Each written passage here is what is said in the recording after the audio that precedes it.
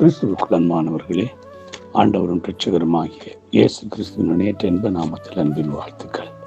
தொடர்ச்சியாக நாம் இந்த வாரத்திலே கற்புள்ள கன்னிகை குறித்து நாங்கள் தியானிக்க போகிறோம். கன்னிகைகள் ஆண்டவருக்காக ஆயத்தமாக்கப்பட்டிருக்கிற மணவாட்டியாகிய கன்னிகையாகிய நம்ம எப்படிப்பட்டவர்களாக இருக்க வேண்டும் என்பதை குறித்து தான் நாங்கள் தியானிக்க போகிறோம். 1 கொரிந்தியர் 11 அதிகாரம் 2, 3 வசனம் வார சொல்லுகிறது, நான் உங்களை கற்புள்ள கன்னிகையாக கிறிஸ்து என்னும் ஒரே புருஷனுக்கு ஒப்புக் கொடுக்க நியமித்திருக்கிறபடியால் உங்களுக்காக தேவ வைராக்கியம் கொண்டிருக்கிறேன். ஆகிலும் சர்ப்பமானது தன்னுடைய தந்திரத்தினால் ஏவாளை வஞ்சித்தது போல உங்கள் மனதும் கிறிஸ்துவை பற்றி உண்மை நின்று விலகும்படிக்கு கெடுக்கப்படுமோ என்று பயந்திருக்கிறேன். பாருங்க பிரியமானவர்களே, நாம் என்னவா இருக்கிறோமா? கற்புள்ள கன்னிகையாக கர்த்தராகிய இயேசு கிறிஸ்துவின் மணவாளனுக்கு நாம கொடுப்பதற்காக ஆயத்தமாக்கப்பட்டிருக்கிறோம். பவுல் சொல்லுகிறார், உங்களை அப்படிப்பட்ட ஒரு நிலைமையில கொண்டு வரதுக்கு நான் வைராக்கியமாயிருக்கிறேன்.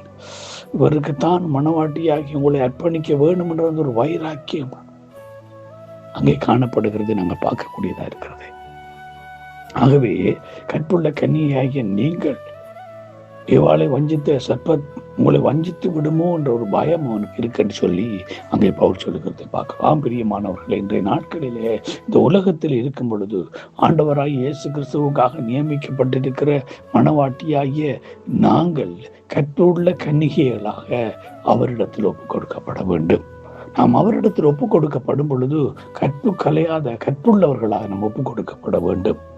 ஆனால் பிசாசோ எங்களை அந்த நிலைமையிலிருந்து மாற்ற அல்லது எங்களை கெடுக்க தந்திரம் போட்டு செயல்படுகிறார். அதனால்தான் பேதுரு சொல்லுகிறாரோ 1 பேதுரு 3 அதிகாரம் 14 வசனத்தில், ஆகையால் பிரியமானவர்களே, இவைகள் வரை காத்திருக்கிற நீங்கள் கரையற்றவர்களும் பிழையற்றவர்களுமாய் சமாதானத்தோடு அவர் சந்நிதியில் காணப்பட ஜாக்கிரதையாயிருங்கள். அப்ப நம்ம எப்படி இருக்கணுமா?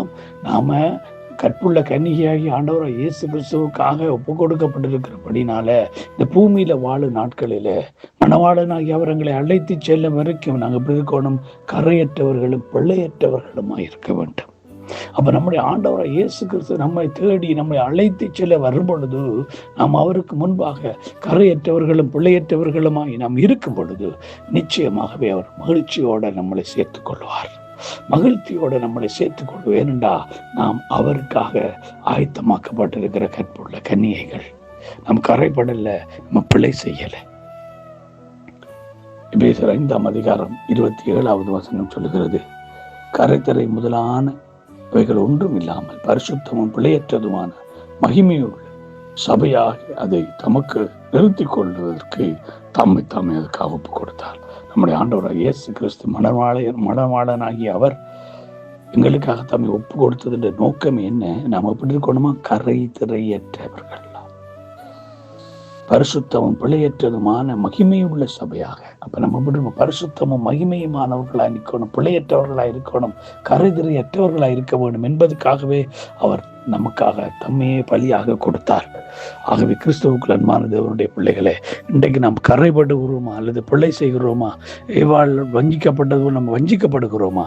நம்மளை ஆராய்ந்து பார்ப்போம். கற்புள்ள கன்னிகைகளாய் மணவாளனாய் இயேசு கிறிஸ்துவுக்கு முன்பாக நிற்க நம்மளை காத்துக்கொள்வோம். கர்த்தர் தாம் ஒருவருக்கு அப்படிப்பட்ட கிருபை செய்வாராக. God bless you all.